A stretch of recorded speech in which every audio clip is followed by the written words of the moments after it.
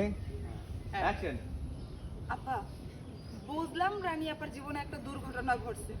আরে এটা তো নিয়তির খেলা, এরকম দুর্ঘটনা যে কারো জীবনে ঘটতে পারে।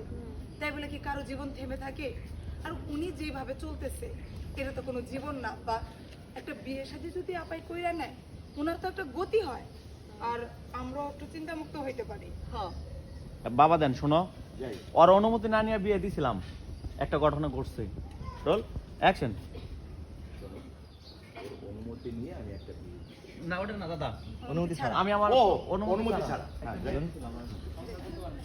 Rolling action.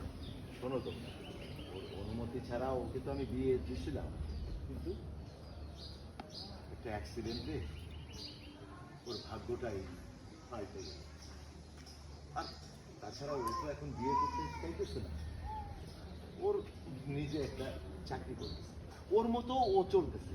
ওকে ওর মতো চলতে দাও না, কেন বিয়ে নিয়ে ওর পিছু লেগেছো তোমরা? মা খুব শোনো, মেয়েটা বড় হয়েছে, রাইতে রাইতে এত রাইতে আসে একটা দুর্ঘটনা ঘটে গেলে তখন কি হইব? অ্যাকশন।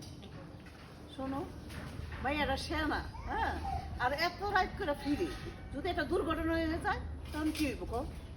দেখেন আপা, আপাই যদি শুধু আমাদের ঘরে বসে খাইতো, আপনার টাকায় চলতো, আমাদের কিছু বলার ছিল না।